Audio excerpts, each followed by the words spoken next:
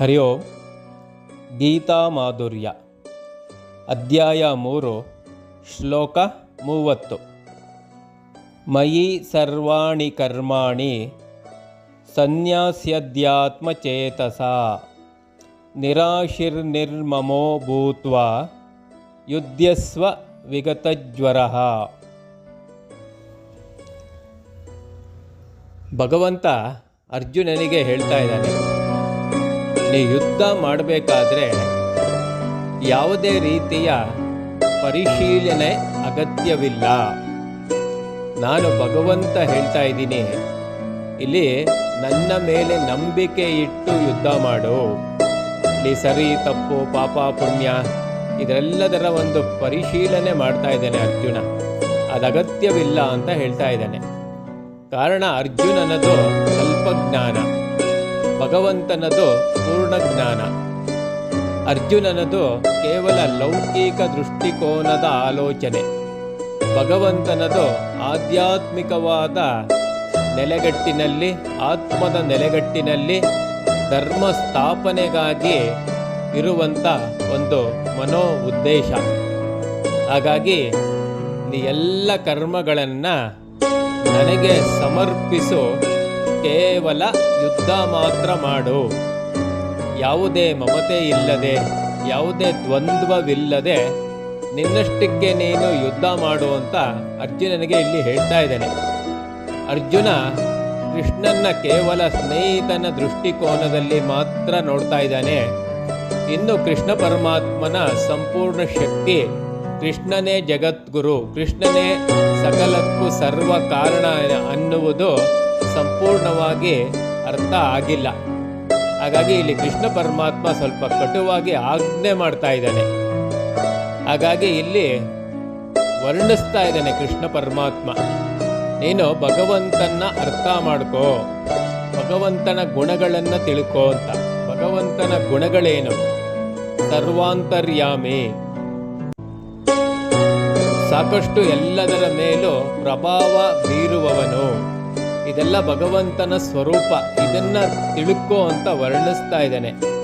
ಸರ್ವಶಕ್ತಿವಂತ, ಸರ್ವಗಳಿಗೂ ಆಧಾರವಾಗಿರುವವನು, ಸರ್ವವ್ಯಾಪಿಯಾಗಿರುವವನು, ಸರ್ವಜ್ಞನಾಗಿರುವನು, ಸರ್ವೇಶ್ವರನಾಗಿರುವವನು, ಸಹೃದಯಿ, ಬಹಳ ದಯಾಳು. ಇದೆಲ್ಲ ಪರಮಾತ್ಮನ ಒಂದು ಗುಣ. ಹಾಗಾಗಿ ಕೃಷ್ಣ ಪರಮಾತ್ಮ ಇಲ್ಲಿ ಅರ್ಜುನನಿಗೆ ಅರ್ಥ ಮಾಡಿಸ್ತಾ ಇದ್ದಾನೆ. ಮನುಷ್ಯನ ಶರೀರ ಏನಿದೆ, ಇಂದ್ರಿಯ ಏನಿದೆ, ಅಷ್ಟೇ ಅಲ್ಲದೆ ಸಮಸ್ತ ಜಗತ್ತು ಏನಿದೆ, ಅದು ಭಗವಂತನದು. ಈ ವಿಚಾರ ನಿನಗೆ ತಿಳಿದಿರಲಿ. ಆ ಭಗವಂತ ನಮ್ಮನ್ನ, ಅಂದರೆ ಅರ್ಜುನ ನಿನ್ನನ್ನು ಉಪಯೋಗಿಸ್ಕೊಂಡು ನಿನ್ನ ಮೂಲಕ ಒಂದಷ್ಟು ಕೆಲಸಗಳನ್ನು ಮಾಡಿಸ್ಕೋತಾ ಇದ್ದಾನೆ. ಹಾಗಾಗಿ ನೀನು ಇಲ್ಲಿ ನಿಮಿತ್ತ ಮಾತ್ರ.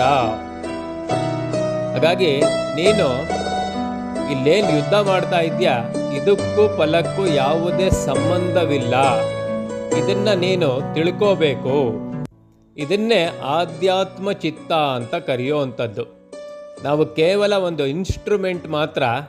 ಆ ಭಗವಂತನ ಅನುಸಂಧಾನಕ್ಕಾಗಿ ಆ ಭಗವಂತ ನಮ್ಮ ಶರೀರವನ್ನು ಉಪಯೋಗಿಸಿ ನಮ್ಮಿಂದ ಒಂದಷ್ಟು ಕೆಲಸಗಳನ್ನು ಮಾಡಿಸ್ತಾ ಇದ್ದಾನೆ.